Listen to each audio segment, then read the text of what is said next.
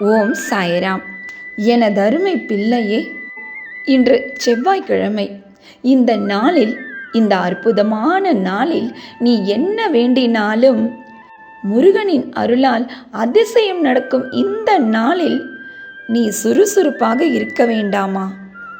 முருகனின் செல்வத்தை தொட்டாயா? இனி எதற்காகவும் யாருக்காகவும் நீ கலங்கவே கூடாது.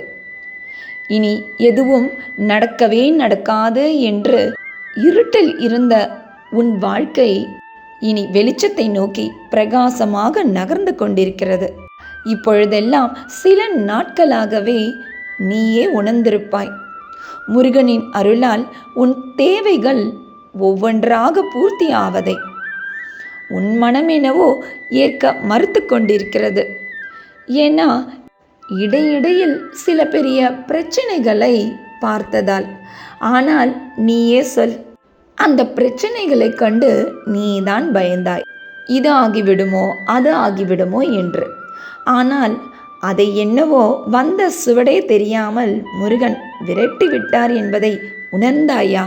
இதை உணர்ந்தாயா பிள்ளையே? உன் பிரச்சனைகளில் இருந்து முதலில் வெளிவா. பிறகு பார், முருகர் உன்னை சந்தோஷப்படுத்ததான் யோசித்து கொண்டிருக்கிறார் என்பதை நீயே புரிந்து கொள்வாய்.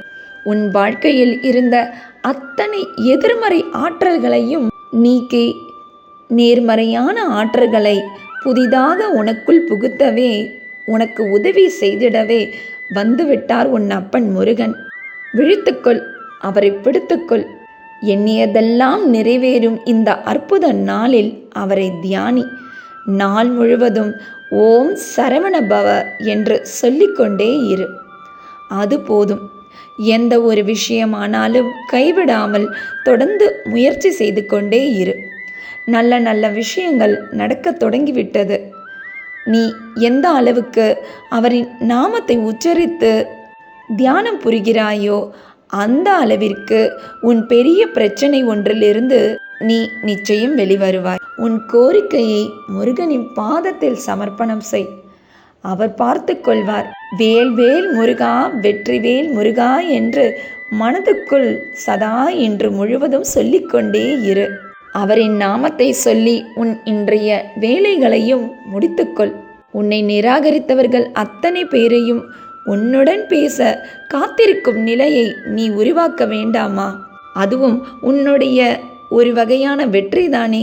குத்தும் ஊசியில் வாதாடி கொண்டிருந்தால் ஆடை தன் அழகை இழந்து விடாதா?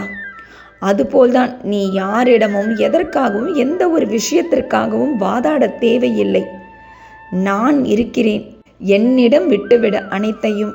கடும் கோபத்திலும் அடுத்தவரை காயப்படுத்தக்கூடாது என்ற எண்ணத்தை மட்டும் மனதில் பதிய வைத்துக்கொள்.